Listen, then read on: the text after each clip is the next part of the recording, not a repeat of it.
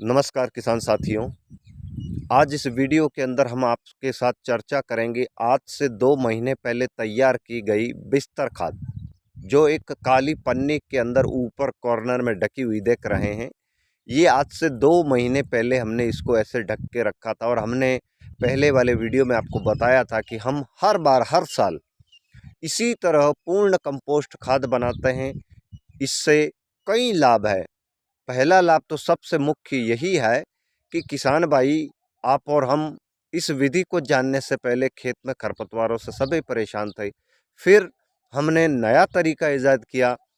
इसके अंदर इस खाद को पलटी करके दूसरी जगह धूप में समतल जगह पर डालकर परत बाई परत सारे उत्पाद जो इसके अंदर डालने थे, जैसे कि नीम के पत्ते, फसल अवशेष, जिप्सम मिट्टी, रॉक फॉस्फेट और सरसों खली और वेस्ट डीकम्पोजर और सारे जो बचे हुए उत्पाद इसमें डाल के इसको पन्नी से 2 महीने ढकने के बाद कल सुबह इसको खोल दिया गया, ताकि इसके ऊपर थोड़ी गर्मी लग जाए और इसके अंदर जो भी अधिक वाष्प है वो थोड़ी सी निकल जाए। अब समय खेत तैयार हो चुका है और आगे हम कपास के फसल की तैयारी करेंगे।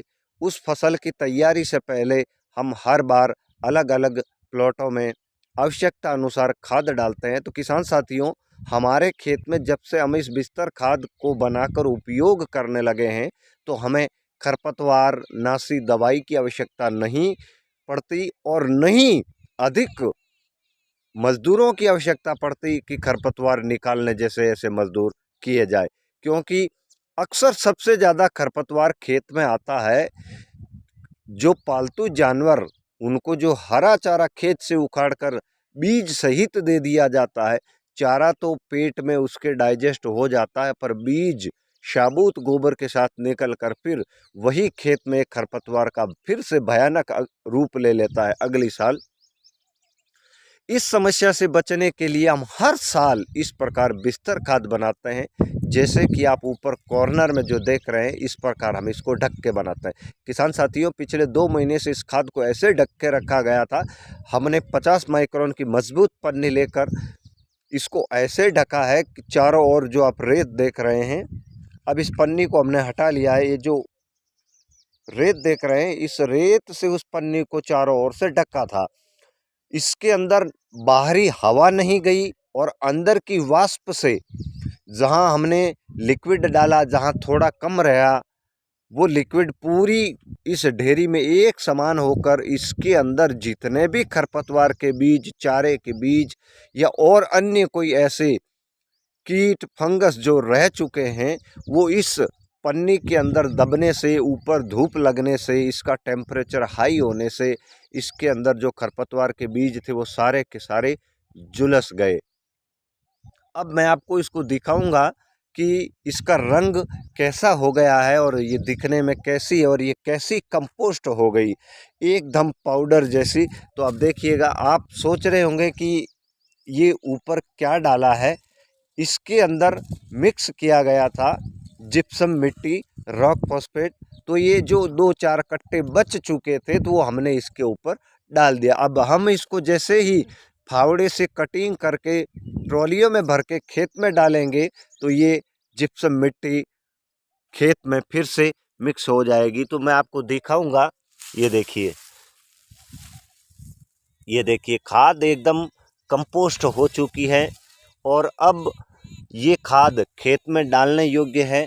ये आप देखें मेरे हाथ में, एकदम महीन हो चुकी है, बारीक हो चुकी है। ये पूरी कंपोस्ट पकी हुई खाद खेत में डालने से अच्छा उत्पादन आता है।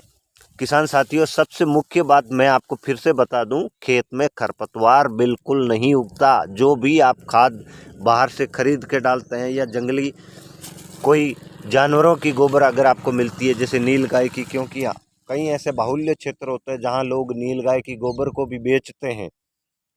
यहाँ ये आप देखें, अंदर से बिल्कुल एकदम सड़ी हुई खाद निकल रही है। ये आप देखें, पूरी कंपोस्ट खाद इसके अंदर से निकल रही है।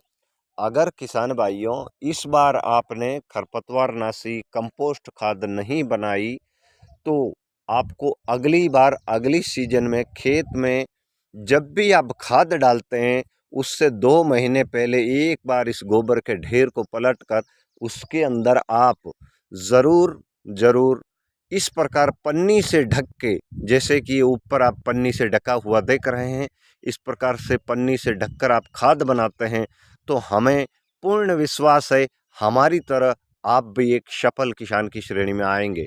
धन्यवाद।